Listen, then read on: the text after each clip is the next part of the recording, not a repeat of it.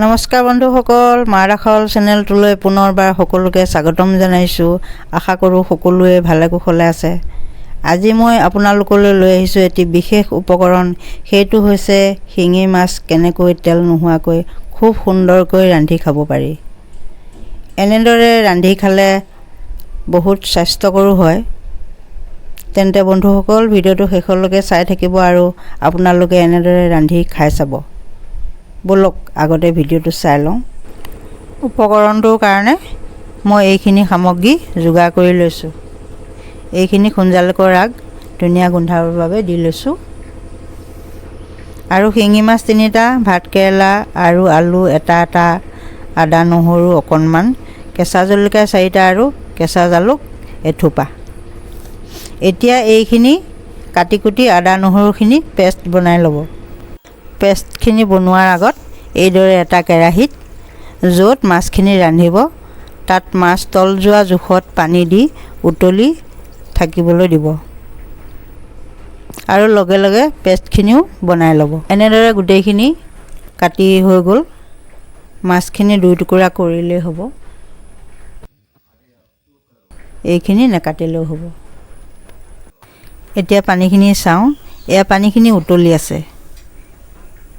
এতিয়া ইয়াতে অকণমান হালধি পাউডাৰ আৰু জোখমতে নিমখ দি ল'ব। তাৰপাছত ইয়াতে আদা নহৰু পেষ্টখিনি দি ল'ব। এনেদৰে আলু, ভাতকেৰেলা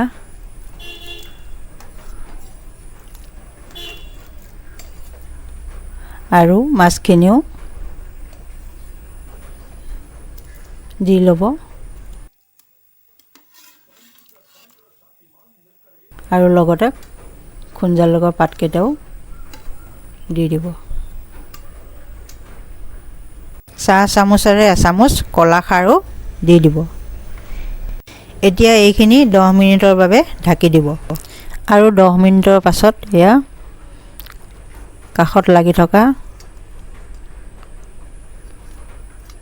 হালধি মছলাখিনি এৰুৱাই আকৌ পুনৰবাৰ ঢাকি দিম।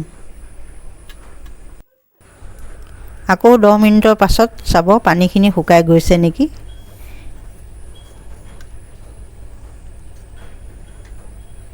এয়া আলুখিনি সিজিবলৈ আৰু অকণমান বাকী আছে, গতিকে আকৌ ঢাকি দিম।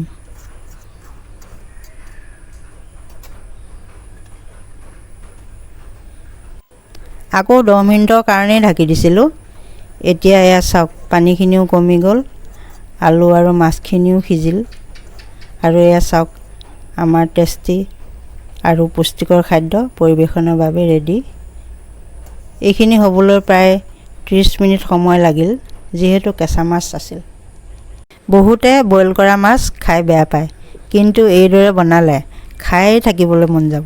গতিকে বন্ধুসকল, ৰেচিপিটো চাই কেনে পালে মোক কমেণ্ট কৰি জনাব আৰু ভিডিঅ'টো লাইক কৰি দিব। আগলৈ এনেকুৱা সুস্বাদু থলুৱা ৰেচিপি পাই থাকিবলৈ মাৰাখল চেনেলটো ছাবস্ক্ৰাইব কৰি দিব।